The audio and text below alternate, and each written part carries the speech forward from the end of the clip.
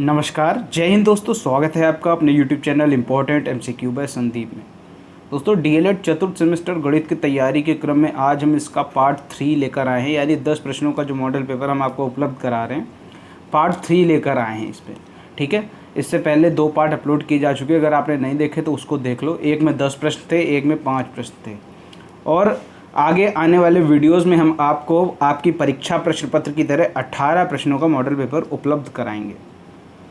Video को शुरू करने से पहले एक बात बता दूं, वीडियो को लाइक कर लीजिए, चैनल को सब्सक्राइब कर लीजिए, और अगर अभी तक आपने टेलीग्राम ग्रुप और फेसबुक पेज को ज्वाइन नहीं किया है तो नीचे डिस्क्रिप्शन में लिंक मिल जाएगा, आप वहां से इन दोनों चीज़ों को ज्वाइन भी कर सकते हैं। यहाँ पर आपको लेटेस्ट इन्फॉर्मेशन दे दी जाती है।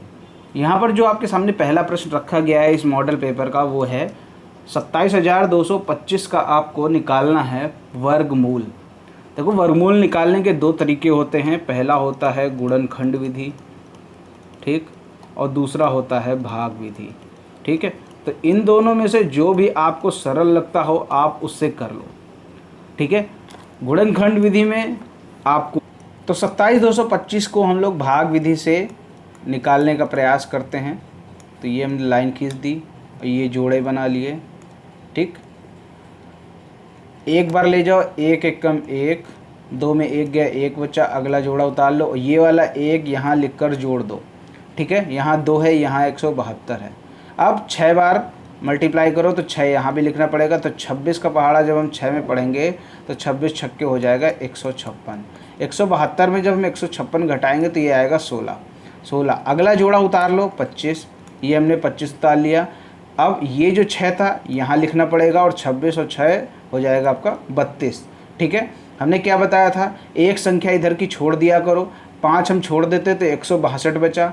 162 में 32 से भाग दो। तो 162 में जब 32 से भाग देंगे तो यहाँ पर 5 बार चला जाएगा। ज़्यादा नहीं होना चाहिए, कम ही होना चाहिए। तो यहाँ पर भी 5 लिख दो। 325 गुणे 5 करेंगे तो 1625 आ जाएगा। ये आपका पूरी तरह कट जाएगा, यानी 27,225 का जो वर्गमूल निकल के आया वो निकल के आ गया 165। क्लियर हो गई बात। इसी को आप आसानी से गुणनखंड विधि से भी निकाल सकते हैं। अगर आप चाह रहे हैं तो गुणनखंड विधि से भी हम आपको निकाल के दिखा देते हैं। ये लिखा 27,225, देखो 2 से कटेगा नहीं। सबसे पहले देख लो 3 से कटेगा क्या, 2 7 9, 9 4 13, 13 5 18, 18 यानी 3 से कटता है तो इसका मतलब ये पूरा नंबर 3 से कटेगा। 3 9 27 और 0 लगा दो बीच में, 3 7 21, 3 5 15। ठीक, अब इसको देखो, ये 3 से कटेगा क्या, 9 7 16, 16 5 21, बिल्कुल कट जाएगा। 3 3 9 और ये 25, 3 2 5 5 10, यानी ये 3 से नहीं कटेगा। इसको सीधा 5 से काटो, 5 छक्का 30 और 5 पंचे 25। फिर से 5 से काट लो, 12 पंचे 60 और ये अब 11 से काट लो, 11 11। ठीक, अब ये देखो 27,225 का ये हमने गुणनखंड विधि से सॉल्व कर लिया। अब इसके जोड़े बना लो, 3 5 और 11, यानी 3 5 और 11 का जोड़ा बन रहा है 3 पचे 15, और 15 और 11 का जब मल्टीप्लाई करोगे तो आपका 165 आ जाएगा। उम्मीद करता हूँ कि भाग विधि और गुणनखंड विधि दोनों से आप आसानी से समझ गए होंगे। यहाँ पर जो अगला प्रश्न आपके सामने है, 12 10 9 13 16 11 14 की मध्यिका ज्ञात करो। तो देखो, मध्यिका ज्ञात करने के लिए सबसे पहले तो आपको ये देखना है आंकड़े हैं कितने, सम संख्या में आंकड़े हैं कि विषम संख्या में आंकड़े हैं। तो आप देखो 1 2 3 4 5 6 7, यानी यहाँ पर 7 आंकड़े हैं, यानी यहाँ पर पदों की जो संख्या है, आंकड़ों की जो संख्या है वो है विषम। तो यहाँ पर मध्यिका का विषम वाला फॉर्मूला लगाएंगे। ये चीज़ तो क्लियर हो गई। अब यहाँ पर दूसरा काम ये है कि इन संख्याओं को आप लिख लो आरोही क्रम में। तो सबसे छोटा जो है वो है आपका 9, फिर है 10, फिर है 11, फिर है 12, फिर है 13, फिर है आपका 14, फिर है 16। ठीक है, ये हमने आरोही क्रम में लिख दिया। अब मध्यिका का विषम वाला फार्मूला लगा दो। मध्यिका ब्रैकेट में आप नीचे लिख दो विषम ठीक। अब यहाँ पर आपको क्या करना है, n+1/2 पद, ठीक है। तो ये n+1/2 पद ये मध्यिका होगी। तो n है कितना, 1 2 3 4 5 6 7, 7 है n, तो 7 + 1/2, 7 + 1 8/2, यानी चौथा पद, चौथे पद की बात हो रही, जो आपकी मध्यिका निकलेगी वो चौथा पद होगा। अब चौथा पद लाए कहाँ से, तो चौथा पद हम यहाँ से लाएंगे, पहला पद, दूसरा पद, तीसरा पद और चौथा पद। तो यहाँ पर जो इसकी मध्यिका निकल के आ जाएगी वो आएगी 12। देखो 3 से 4 लाइन का क्वेश्चन है, 1 नंबर में क्वेश्चन हर हाल में आपकी परीक्षा में पूछा ही पूछा जाएगा। तो ये चीज़ आप अच्छे से समझ लो।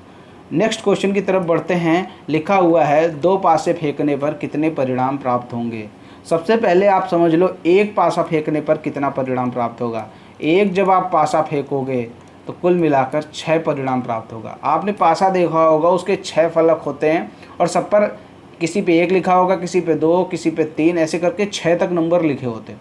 यानी अगर आप एक बार पासा फेंकोगे तो कुल मिलाकर 6 परिणाम प्राप्त होने की संभावना, क्योंकि या तो 1 आ सकता है, या तो 2, या तो 3, या तो 4, या तो 5, या तो 6, ये 6 परिणाम प्राप्त हो सकते हैं, ठीक है, अगर एक पासा फेंका जा रहा है। लेकिन अगर इसी जगह 2 पासा फेंका जाएगा तो कुल मिलाकर 36 परिणाम प्राप्त होंगे। समझ गए बात को, 36 परिणाम प्राप्त होंगे। ये चीज़ आप रट लीजिए, चाहे समझ लीजिए, चाहे याद कर लीजिए। एक पासा फेंकने पर 6 परिणाम, 2 पासा फेंकने पर 36 परिणाम।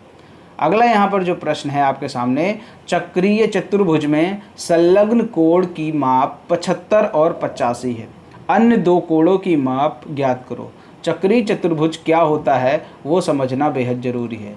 चक्रीय चतुर्भुज ऐसा चतुर्भुज होता है जिसके चारों शीर्ष वृत्त की परिधि पर होते हैं।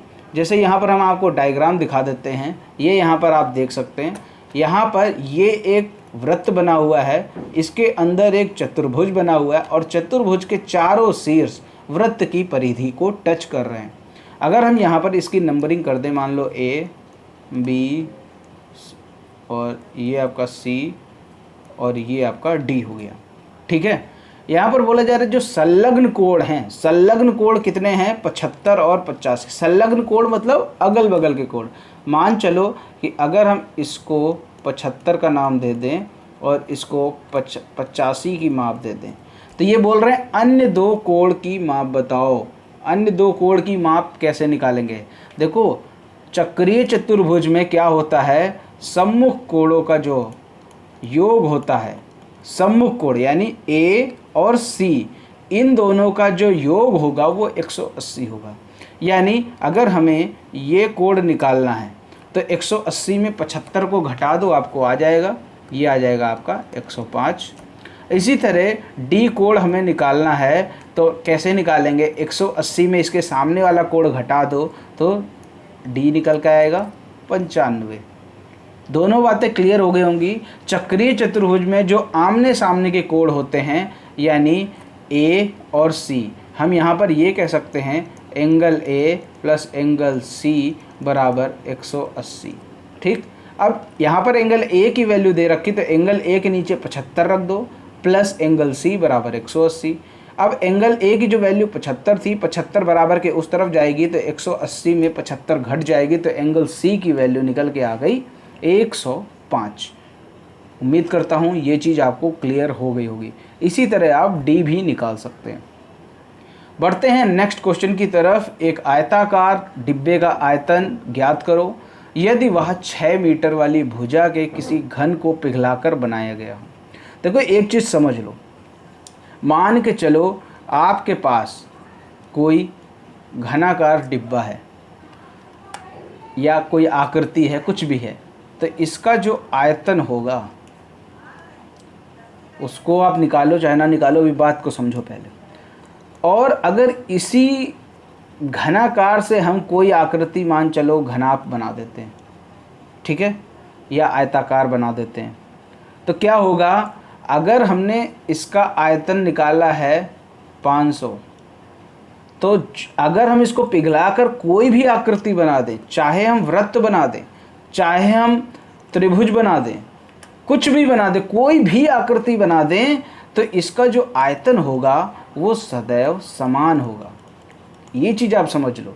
देखो ये है घन, इसकी सारी भुजाएं बराबर होती, लेकिन अगर हम इसको आयताकार में बना दें तो इसकी लंबाई कुछ और होगी, चौड़ाई कुछ और होगी, ऊंचाई कुछ और होगी। लेकिन अगर हम इसका भी आयतन अगर निकालेंगे तो आयतन हमेशा वही आएगा। ये चीज़ आप समझ गए। अगर कोई चीज़ है उसको पिघलाकर हम किसी दूसरी चीज़ में कन्वर्ट कर रहे हैं तो आपका आयतन नहीं बदलता है, बाकी लंबाई चौड़ाई बदलना चाहे तो बदल सकते हैं, लेकिन आयतन आपका वही रहता है। एक चीज़ समझ गए। इसको आसान भाषा में ऐसे समझो कि जैसे मान चलो कि आपके पास एक बाल्टी है। अब बाल्टी में आपने पानी भर दिया कुछ, ठीक है। अब वो पानी चाहे आप किसी बेलनाकार नली में डाल दो, चाहे आप किसी चौकोर बर्तन में डाल दो, पानी आपका उतना ही रहेगा। यानी उसका जो आयतन है वो कभी नहीं बदलता, ठीक है। लंबाई चौड़ाई हो सकती है बदल जाए, लेकिन जो आपका आयतन है वो कभी नहीं बदलता। तो यहाँ पर लिखा हुआ है कि घन का जो आयतन, घन का जो भुजा है वो 6 मीटर है, और आयताकार डिब्बे का आयतन ज्ञात करो, जबकि वह 6 मीटर वाली भुजा को किसी घन को पिघलाकर बनाया गया है। यानी हम अगर घन का आयतन निकाल लें, घन का आयतन कितना होता है ये आप बताओ। तो घन का जो आयतन होता है वो होता है भुजा क्यूब। तो 6 का क्यूब जब आप करेंगे तो ये आ जाएगा 216 घन मीटर, ठीक है। ये घन का आयतन आ गया। अब इसी को पिघलाकर आयताकार बनाओ, चाहे वृत्ताकार बनाओ, चाहे चौकोर बनाओ, कैसा भी बनाओ, आयतन सदैव वही होगा। तो आयताकार डिब्बे का आयतन जो होगा वो आपका 216 घन मीटर ही होगा। उम्मीद करता हूँ ये चीज़ आपको अच्छे से समझ में आ गई होगी। आयतन कभी चेंज नहीं होगा, चाहे आप वृत्ताकार बनाओ, चाहे आप बेलनाकार बनाओ, चाहे आप शंक्वाकार बनाओ, आपका आयतन चेंज नहीं होता। आगे बढ़ते हैं प्रश्न संख्या 6 की तरफ। किसी वर्गाकार पार्क की भुजा 25 मीटर है। पार्क में घास लगाने का व्यय ज्ञात करो, जबकि घास लगाने का व्यय 16 रुपये प्रति वर्ग मीटर है। यहाँ पर पार्क की भुजा दे रखी है, ठीक। पार्क की भुजा बराबर 25 मीटर। अब पार्क में घास लगानी है, तो घास लगाने के लिए हमें पार्क का क्षेत्रफल पता होना चाहिए।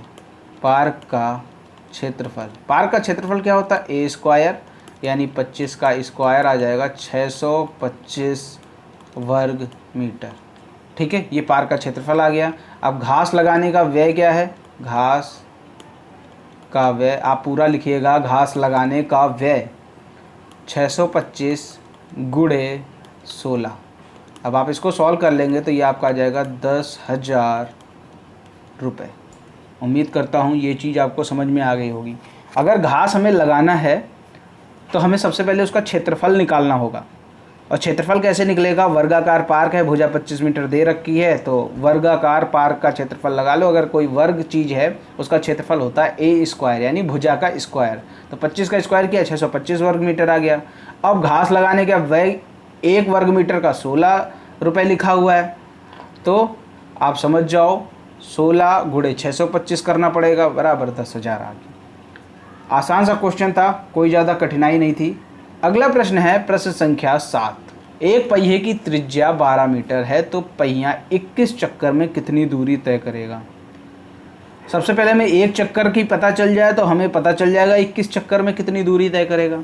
तो सबसे पहले एक चक्कर, अगर पहिया एक चक्कर में कितनी दूरी चलता है ये आप समझ लो चाहे रट लो। एक चक्कर में वो परिधि के बराबर दूरी तय करता है।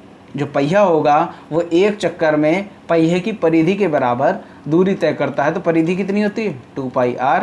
तो इसकी वैल्यू निकाल लो, 2 22/7। आर कितना दे रखा है? 12 मीटर दे रखा है, तो इसको सॉल्व कर लो।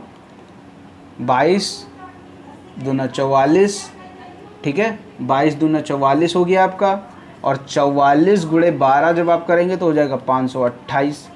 528/7 मीटर। ये आपकी क्या निकल के आ गई, एक चक्कर में जितना चल रहा है वो निकल के आ गया। एक चक्कर में जो पहिया है वो 528/7 मीटर चल रहा है। अब हमें 21 चक्कर का निकाल लो, 21 चक्कर 528/7 गुणे 21। अब इसको काट लो, 7 तियाँ 21 हो जाएगा। 528 गुणे 3, 528 गुणे 3, तो ये हो जाएगा 1584 मीटर। ठीक, ये इसका आंसर आ गया। हमेशा ध्यान रखो, अगर कभी पहिया दूरी तय कर रहा हो तो पहिया एक चक्कर में पहिए की परिधि के बराबर दूरी तय करता है। परिधि क्या होती है आपको मालूम है, ये आपकी ये जो आउटर सरफेस है, ये हम कह सकते हैं इसकी जो आउटर सरफेस है ये परिधि होती, तो ये परिधि है। और जब ये एक पूरा चक्कर घूम जाएगा तो ये अपनी परिधि के बराबर दूरी तय कर लेगा। उम्मीद करता हूँ ये चीज़ आपको अच्छे से समझ में आ गई होगी। प्रश्न संख्या 8 यहाँ पर दे रखा है, सीता और गीता की आय का अनुपात 4:3 है, उनके व्यय का अनुपात 3:2 है। यदि दोनों की बचत 5000 हो तो उनकी अलग अलग आय बताओ। देखो, सबसे पहले देखो, अनुपात के क्वेश्चन में आपको x मान लेना होता है।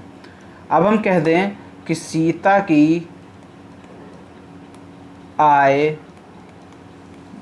देखो यहाँ पर ये सीता की और गीता की आय का अनुपात 4:3 बता रहे हैं, तो हम सीता को ले लेते हैं। सीता की जो आय है उसको हम 4x मान लेते हैं, क्योंकि यहाँ पर ये 4:3 था, तो सीता की 4x मान लो, गीता की 3x मान लो। लेकिन अभी सीता की आय पर फोकस कर लो, अभी सब कुछ क्लियर हो जाएगा। सीता की आय 4x है और सीता का जो व्यय है, ये व्यय दे रखा है 3:2, यानी सीता का 3 है, तो सीता का 3x हो जाएगा।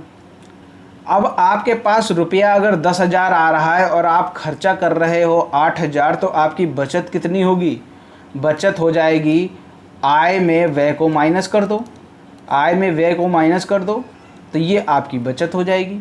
ये चीज़ तो समझ में आ रही ना। मान चलो कुछ पैसा आपके पास आ रहा है इनकम के रूप में और कुछ खर्चा हो रहा है, तो हम बचत कितनी कर रहे हैं, आय में व्यय को घटा दो, जो पैसा हमारे पास बच रहा है वही बचत हो गई। तो सीता की आय 4x है, व्यय कितना हो रहा है 3x, तो बचत x हो गई। लेकिन प्रश्न में दे रखा है कि दोनों बचत कितने कर रहे हैं, 5000, यानी बचत के नीचे आप लिख दो 5000 और ये x यहाँ पर लिखा हुआ, यानी x की जो वैल्यू निकल के आपके सामने आ गई वो आ गई 5000। x की जो वैल्यू निकली वो आ गई 5000। अब सीता की आय निकाल लो। सीता की आय, x की वैल्यू है 5000, तो 5000 का जब हम 4 में गुणा करेंगे तो ये आ जाएगा 20,000। ठीक, इसी तरह आप गीता की आय निकाल लो। गीता की आय, गीता की आय इसके हिसाब से 3x है। ठीक है, ये 4:3 था, तो सीता की आय 4x मानी, तो गीता की आय 3x माननी पड़ेगी। ठीक, गीता की आय 3x, तो 3 × 5000 कर दो, तो ये आपकी आ जाएगी 15,000। यानी सीता की आय निकल के आ गई 20,000, गीता की आय निकल के आ गई 15,000। उम्मीद करता हूँ कि ये चीज़ आपको समझ में आ गई होगी कि सीता की आय और गीता की आय, जब भी अनुपात के क्वेश्चन आ जाएं तो अनुपात में x जरूर बढ़ा लो। x बढ़ा लोगे तो उसमें कैलकुलेशन में आसान रहेगी और आप आसानी से किसी भी चीज़ को कंपेयर कर सकते हैं। जैसे यहाँ पर देखिए, सीता की आय हमने 4x मान ली और व्यय 3x, ये हमने अपने आप से नहीं माना है, यहाँ पर ये देखो 4:3 दे रखा है। सीता की जो आय है वो है 4 और सीता का जो व्यय है वो है 3, तो ये यहाँ पर क्वेश्चन में दिया हुआ है, ये मैंने अपने आप से नहीं माना है। तो जब आय में व्यय घटाओगे तो बचत निकल आएगी, बचत हो गई x, और लेकिन प्रश्न में बचत दे रखी है 5000, तो यहाँ पर बचत के नीचे हमने 5000 रख दिया, तो x की वैल्यू कितनी आ गई 5000। अब सीता की आय हमने 4x मानी थी, तो 4 × 5000 कर दो 20,000 आ जाएगा। गीता की आय हमने 3x मानी थी, ये यहाँ पर देखो गीता की 3x मानी, तो 3 × 5000, ये 15,000 आ गया। तो दोनों में डिफरेंस क्या है अच्छे से आपको समझ में आ गया होगा। आगे देखो प्रश्न संख्या 9, बेलन का वक्र पृष्ठ 1320 वर्ग सेंटीमीटर है। जो बेलन का वक्र पृष्ठ है वो 1320 सेंटीमीटर है ऊंचाई 15 है, आधार की त्रिज्या आसानी से निकल आएगी। अब देखो बेलन का जो वक्र पृष्ठ का फॉर्मूला होता है, वक्र पृष्ठ का फॉर्मूला क्या होता है वो आपको सबसे पहले लिखना पड़ेगा। वक्र पृष्ठ का फॉर्मूला होता है 2πr/h, ठीक है, 2πr/h। वक्र पृष्ठ दे रखा है 1320 रुपये, 2/22/7, आर दिया नहीं है, एच दे रखी है 15, ठीक। अब आर को छोड़कर बाकी सब कुछ उधर पहुंचा दो। 1320 ये मल्टीप्लाई 7, ऊपर वाला 22 दूना 44 गुणे 15, ठीक। ऊपर वाला सब नीचे आ गया, नीचे वाला ऊपर चला गया, ठीक है। अब आप इसको आसानी से काट लो, इसका उत्तर आ जाएगा। देखो 44 से जब 1320 को हम काटेंगे, 44 से 1320 को जब हम काट रहे हैं तो ये आपका आ रहा है करीबन 30, ठीक। अब 15 को 30 से काटो 2 आ जाएगा, तो आर की वैल्यू कितनी आ गई, 7 दूना 14। 15 मीटर ऊंचे शंक्वाकार तंबू के आधार की परिधि 44 मीटर है। तंबू में आबद्ध वायु का आयतन ज्ञात करो, यानी तंबू के अंदर जो वायु है उसका आयतन ज्ञात करना है। और तंबू है कैसा, शंक्वाकार, यानी यहाँ पर शंकु के फॉर्मूले यूज़ होंगे।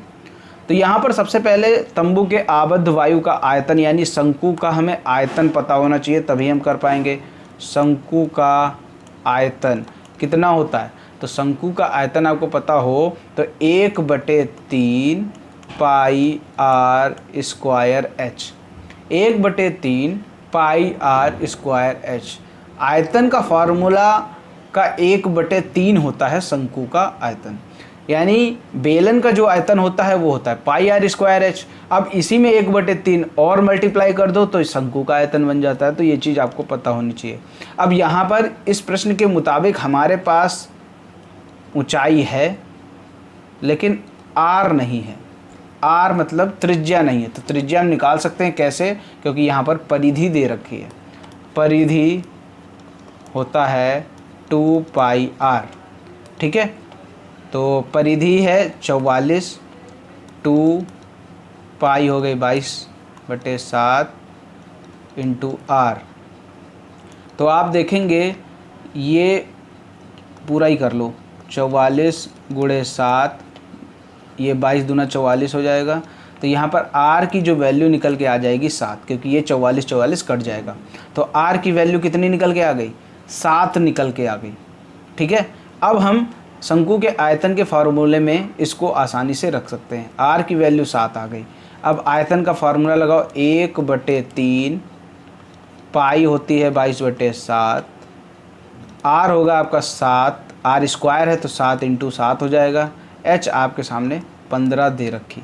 अब आप इसको सॉल्व कर लो, 7 7 कट जाएगा, ये 3 × 15 हो जाएगा। तो 22 गुणे 7 गुणे 5 इसको सॉल्व करोगे तो आएगा 770, 770 घन मीटर। इसका आंसर क्या आएगा, 770 घन मीटर, ठीक है। क्योंकि आयतन की बात है तो घन मीटर, क्षेत्रफल होता तो वर्ग मीटर, यहाँ पर आयतन है तो घन मीटर में आंसर आएगा। उम्मीद करता हूँ कि तंबू में आबद्ध वायु का आयतन ज्ञात करना आप आसानी से सीख गए होंगे। सबसे पहले ये देखो उसमें पूछ क्या रहा है, आयतन पूछ रहा है। आयतन का फॉर्मूला होता है 1/3 पाई आर स्क्वायर एच। तो प्रश्न में एच यानी ऊंचाई तो दे रखी है लेकिन त्रिज्या नहीं दे रखी, तो त्रिज्या हम परिधि के फॉर्मूले से निकाल लेंगे। क्यों निकालेंगे परिधि के फॉर्मूले से, क्योंकि हमारे पास प्रश्न में परिधि दे रखी है। तो परिधि के फार्मूले से हमने त्रिज्या निकाल ली जो कि आ गई 7। अब इसी 7 को शंकु के आयतन के फार्मूले में रख के हम आसानी से तंबू का आयतन निकाल सकते हैं। उम्मीद करता हूं कि ये चीज़ आपको अच्छे से समझ में आ गई होगी। बढ़ते हैं आपके लिए जो हमने यहाँ प्रश्न रखा है उसको देखने की बारी। 550 घन सेंटीमीटर लोहे से लंबवृत्तीय सरिया बनाई जाती है। सरिया का व्यास 1 सेंटीमीटर हो तो सरिया की लंबाई ज्ञात करो। इस प्रश्न का उत्तर नीचे कमेंट में हमें ज़रूर दें। देखो अब धीरे धीरे प्रश्नों के स्तर को हम उठा रहे हैं यानी बढ़ा रहे हैं, ठीक है, ताकि आप परीक्षा में आने वाले हर प्रश्न के लिए तैयार हो जाओ। वीडियो पसंद आया हो तो वीडियो को लाइक करें, शेयर करें, चैनल को सब्सक्राइब नहीं किया तो चैनल को सब्सक्राइब करके घंटी का निशान जरूर दबा दें। मिलते हैं दोस्तों अगले वीडियो में, तब तक के लिए जय हिंद, जय भारत।